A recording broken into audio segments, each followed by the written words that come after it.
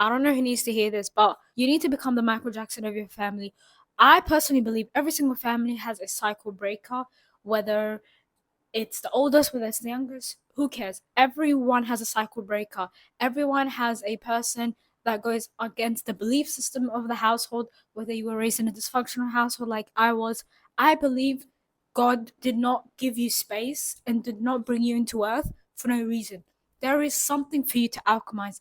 There is an aspect of polarity that you came from that you need to alchemize and make your life experience serve you. If it doesn't serve you, then you're going to be in that opposite aspect of reality that doesn't serve you. A lot of people get trapped in the way they were brought up, the way they were raised. They think this is how they have to be for the rest of their life until they die. No, you can change. That is the point of life. Every single thing that you see in reality is not a fixated state. You have to change, you have to evolve. If you look at nature, if you look at seasons, it tells you in 4K. A lot of people, they're so deluded that they don't even realize, like, damn, this is not my reality. Like, I don't have to stick and stay like this. Like, no, you're not a tree. The way your circumstance, your life is not a fixated state. You can change it. It's not a life sentence, it's a phase. A lot of people take their life for what it is, face value, and say, yeah, this is my life. Like, I'm out here, like, I'm done out here. Like, I just have to live a miserable life. It is what it is. No, you can change if you choose to change. And I personally believe that God gifted us with the ability to change our energy, our frequency, whatever you want to call it. I also read a book called Parallel of Selves, and it talks about the concept of how there are so many frequencies within us, and it's just our ability to tap into whichever frequency which determines the lane that we drive on. So think about it like there is like 100 lanes stacked by each other, like lane by lane by lane, and the lane that you're driving on is nothing but an identity that you're wearing.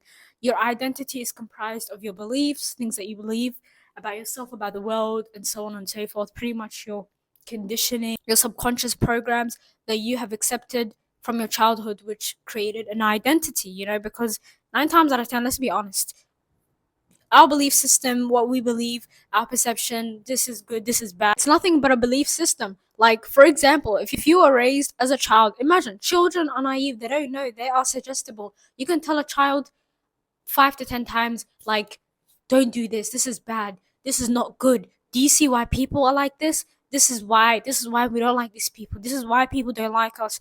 Day in and day out as a child, you adapt. It's by your natural default. It is innately ingrained in you to adapt. It's so easy for us to adapt.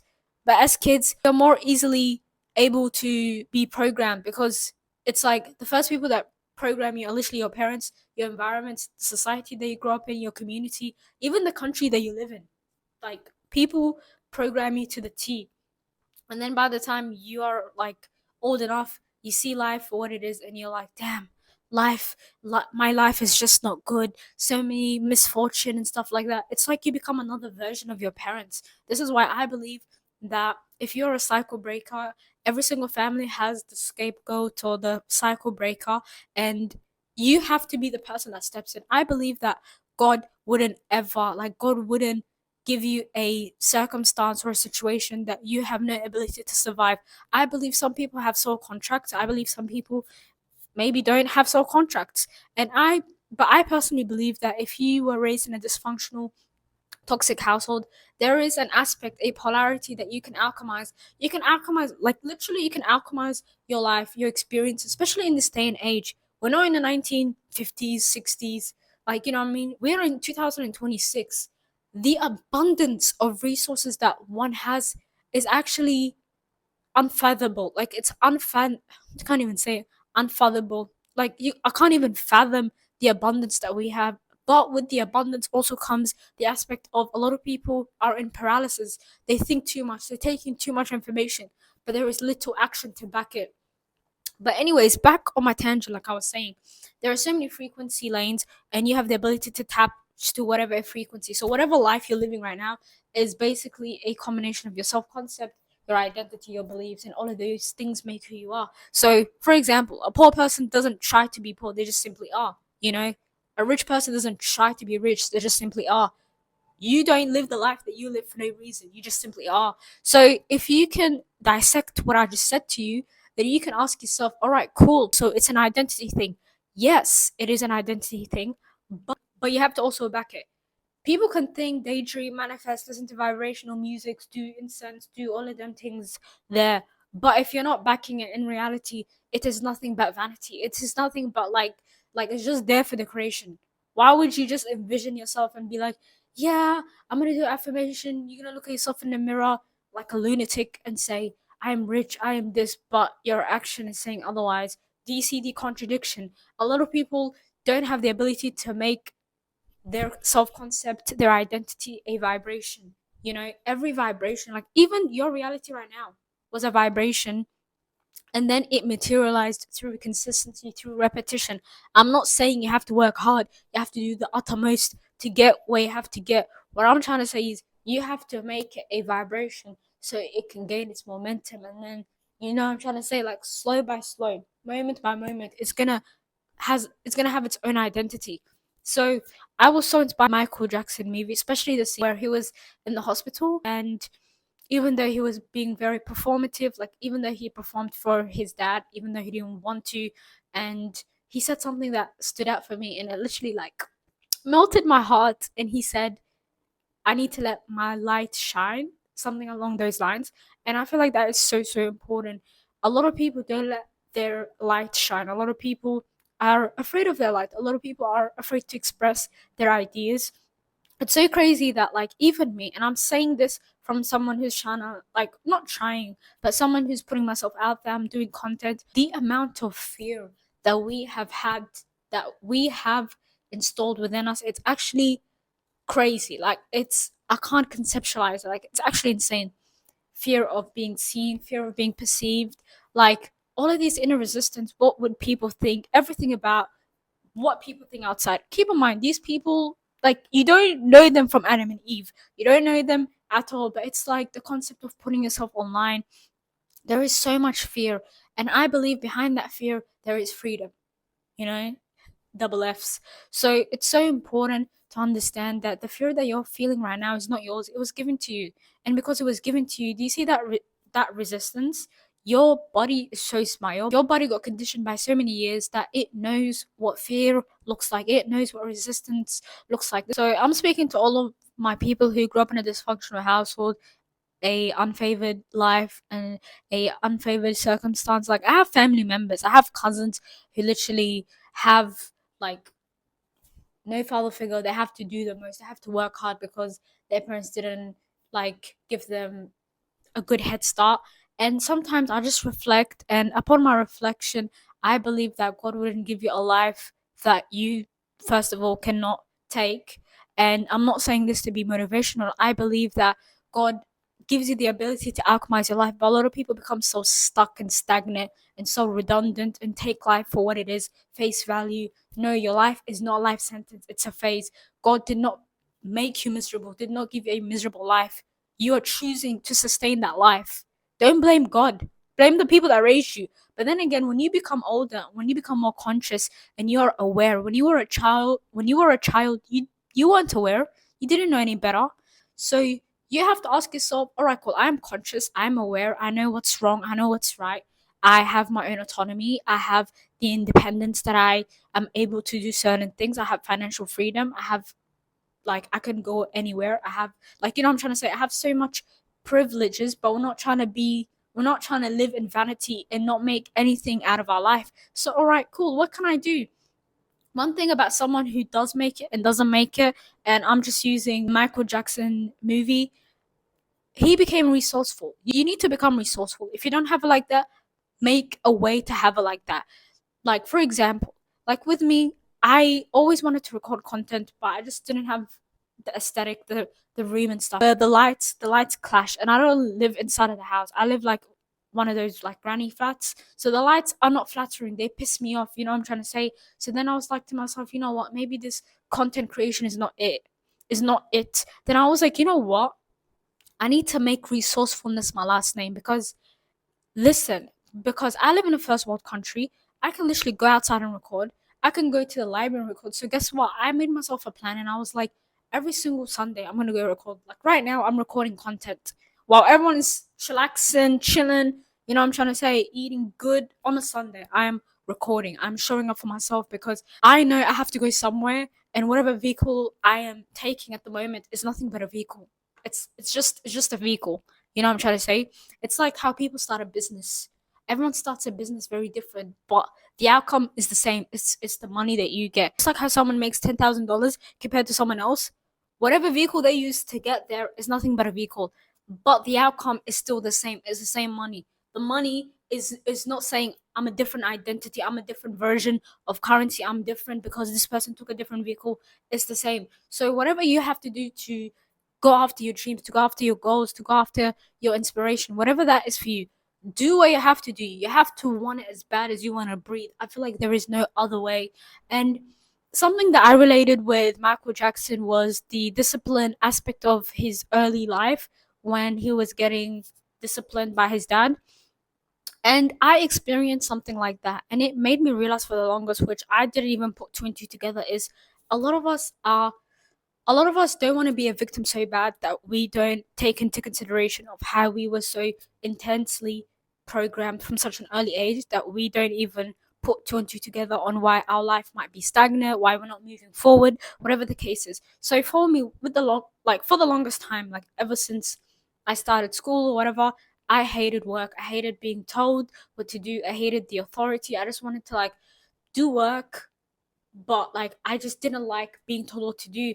And I just, you know what I'm trying to say, and my comfort zone was always like watching YouTube videos, being on my phone. That was my comfort zone.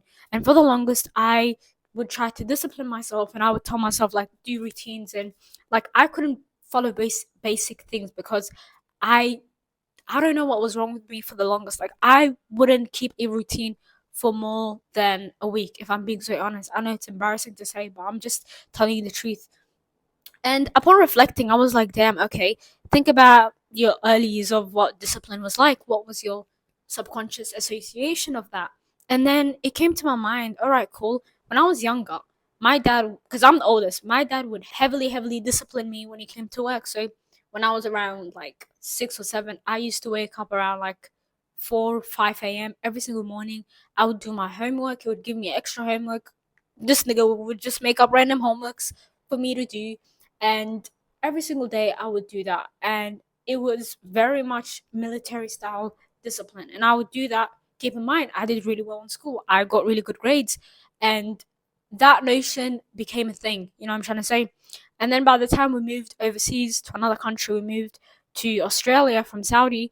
And then I started hating school. I started not showing up. You know what I'm trying to say? And slowly by slow, bit by bit, I started hating discipline. And I didn't even know where that came from. And then when I actually dissected it and actually deeped it for real, and then I just sat down and I was like, you know what, like what's going on? Let's get to the nitty gritty of this all.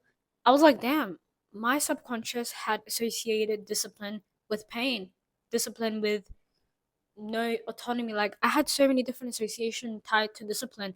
And it's funny and it's embarrassing to say, but like for the longest, I would always beat myself up and be like, why can't I just be consistent? Why do I, you know what I'm trying to say? And a lot of us are traumatized. And sometimes the same thing that you need to give you success to be the vehicle that gets you from A to B, you might have an association, you might have a subconscious association to something, that you need to alter its meaning, or else your life is going to be like that.